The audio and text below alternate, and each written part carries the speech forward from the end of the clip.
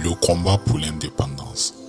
En 1956, il est jugé pour avoir détourné des fonds des comptes de chèques postaux de Stanleyville et condamné à un emprisonnement d'1 an. Il vit son incarcération comme une injustice puisque, n'étant pas toujours payé, il considère n'avoir fait que prélever son dû. Libéré par anticipation, il reprend ses activités politiques et devient directeur des ventes d'une brasserie. À cette même époque, il est président de l'association des évolués de Stanleyville. C'est précisément cette époque que le gouvernement belge prend quelques mesures de libération. Syndicats et partis politiques vont être autorisés en vue des élections municipales qui doivent avoir lieu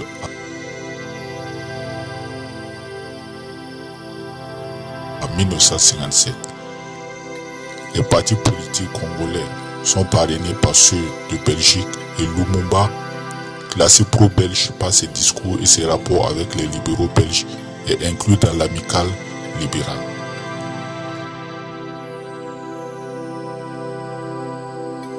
En 1958, à l'occasion de l'exposition universelle de Bruxelles, première du genre après la guerre et qui a un grand retentissement dans le monde, des Congolais sont invités en Belgique, dont Patrice Lumumba.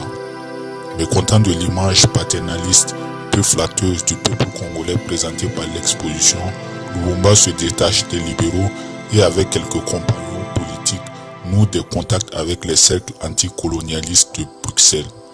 Dès son retour au Congo, il crée le mouvement MNC à Léopoldville le 5 octobre 1958. En décembre 1958, il est présent à la conférence d'Accra, qui constitue pour lui un tournant politique essentiel. Il y rencontre, entre autres, l'antilo-algérien Frantz Fanon, le Ghanéen Kwame Nkrumah et le Camerounais Félix Rona Moumié, qui ont notamment en commun d'insister sur les effets délétères du régionalisme, de l'ethnisme et du tribalisme, qui selon eux minent l'unité nationale et facilitent la pénétration du néocolonialisme. À l'issue de la conférence, Lumumba, désormais fermement indépendantiste, est nommé membre permanent du comité de coordination. De retour au Congo, il organise une réunion pour rendre compte de cette conférence et il y revendique l'indépendance devant plus de 10 000 personnes. Il décrit l'objectif du MNC en évoquant la liquidation du régime colonialiste et de l'exploitation de l'homme.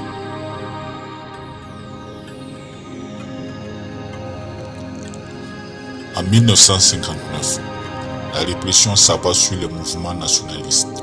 En janvier, l'interdiction d'un rassemblement de l'Abaco, association indépendantiste, fait officiellement 42 morts selon les autorités coloniales, mais plusieurs centaines selon certaines estimations. L'Abaco est dissoute et son dirigeant Joseph Kaza Vubu déporté en Belgique. En octobre, lors du congrès national du MNC, à Stanleyville, les gendarmes tirent sur la foule faisant 30 morts et des centaines de blessés. Lumumba est arrêté quelques jours plus tard, jugé en janvier 1960 et condamné à 6 mois de prison le 21 janvier.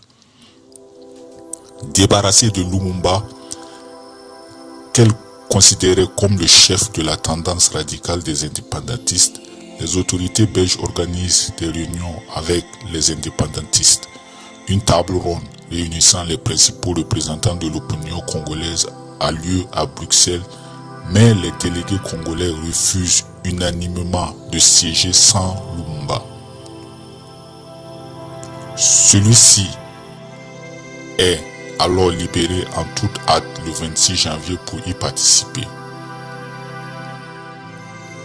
Alors qu'il espérait profiter des tendances contradictoires d'un ensemble hétéroclite,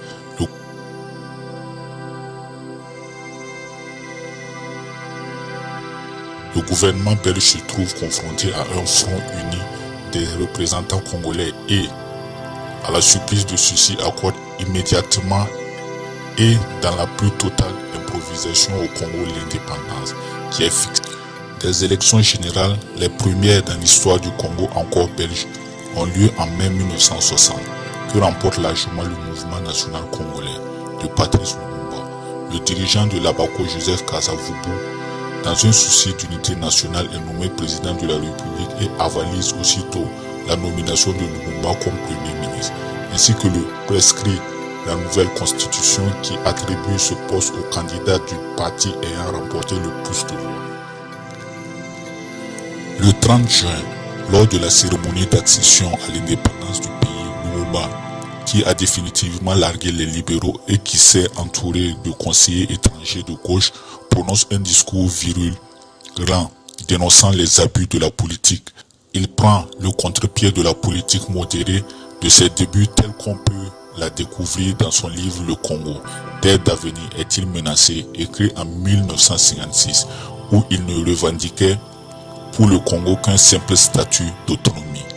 Au lieu de s'adresser au roi des Belges présent à la cérémonie et qui venait de prononcer un discours paternaliste convenu avec le président Kasavubu, Lumumba commence son allocution par une salutation aux Congolais et Congolaises, aux combattants de l'indépendance.